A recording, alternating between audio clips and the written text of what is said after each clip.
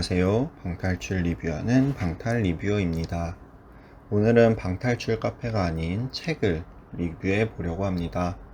예전에 텀블벅에서 펀딩했던 것을 보고 관심을 가졌던 책인데 잊고 있다가 이번에 서점에 가서 발견하고 구매하게 되었습니다. 추리게임이라서 방탈출과는 조금 다른 느낌이기는 한데 비슷하다고 느꼈고 또 관심이 가서 리뷰를 이렇게 하게 되었습니다.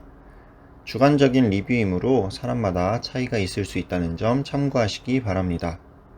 그리고 이 영상은 책을 리뷰하지만 기존에 그런 리뷰하는 느낌을 최대한 살려서 만들어 보았습니다. 먼저 소개입니다. 이 책은 2022년 5월에 만들어진 책으로 글, 그림, 번역, 출판사가 이렇게 적어 보았고요. 가격은 28,000원이고요. 안에 12개의 사건이 들어있어서 굳이 따지자면 한 사건당 2,000원 돈으로 즐길 수 있다랄까요? 방탈출이랑 비교하면 몇 배입니까? 가성비가 좀 기대하고 샀습니다. 이런 책이 원래 그런 건지 신기하게도 책 외에 스마트폰의 기능을 사용하거나 펜, 종이를 사용해서 풀어야 하는 문제들이 있었습니다. 그래서 마치 진짜 탐정이 된 듯한 그런 기분을 느낄 수 있었습니다. 다음은 난이도 이야기해 보겠습니다. 저는 5점 만점에 5점으로 정말 어려웠어요. 개인적으로 가장 풀만했던 것도 난이도가 4 정도였고 어려운 건 진짜 머리가 터질 뻔했습니다. 사실 방탈출 느낌보다 크라임씬이라 불리는 추리물이기 때문에 조금은 다른 유형의 두뇌가 필요합니다.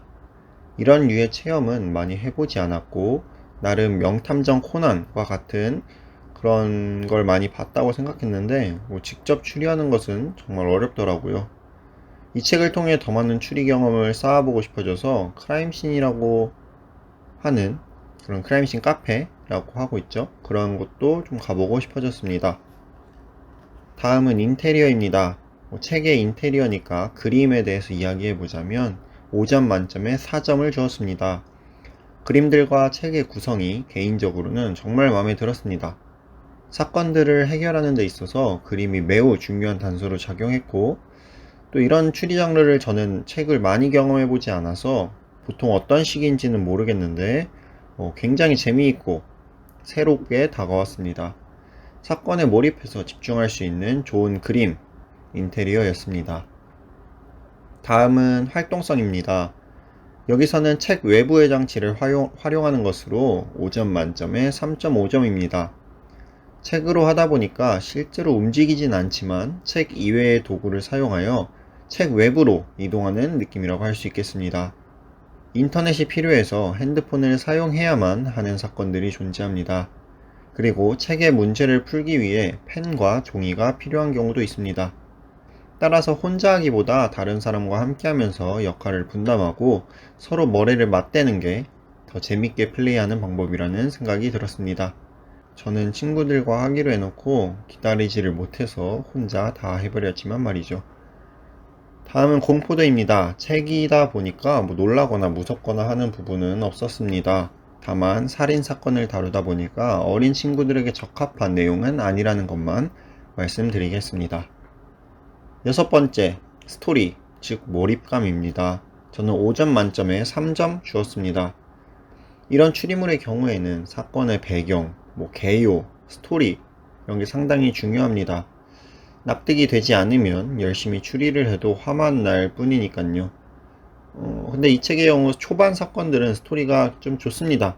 다만 뒤로 갈수록 몇몇 사건들은 난해하거나 설득이 애매한 느낌을 받았습니다. 심한 경우에는 거의 끼워 맞추는 것 같은 느낌도 들었는데 한마디로 좀 표현하자면 약간 용두사미의 느낌이라고 할 수 있겠습니다. 물론 모두가 그런 건 아닙니다. 완벽한 사건들도 존재하지만 일부 사건들의 경우에만 조금 실망스러웠습니다.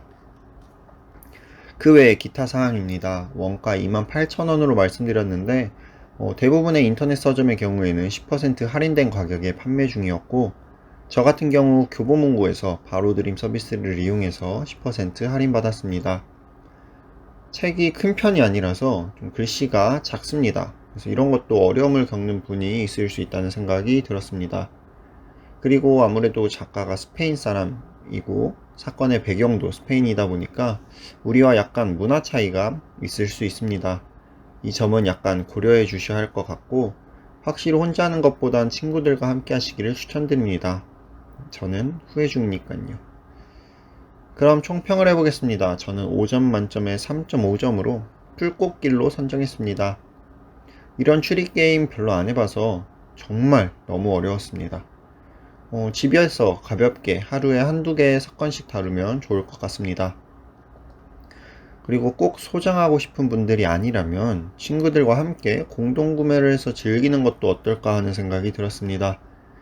개인적으로 이 12개 사건 중에서 굳이 고르라면 1번, 7번, 12번 사건이 저는 탑3라고 생각합니다. 방탈출, 문제 해결하는 걸 좋아하는 코난 덕후들에게 추천하는 책입니다.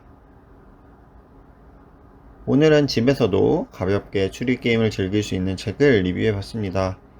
책을 사고 일주일 동안 정말 재밌게 플레이했던 것 같습니다. 머리도 상당히 아팠지만요.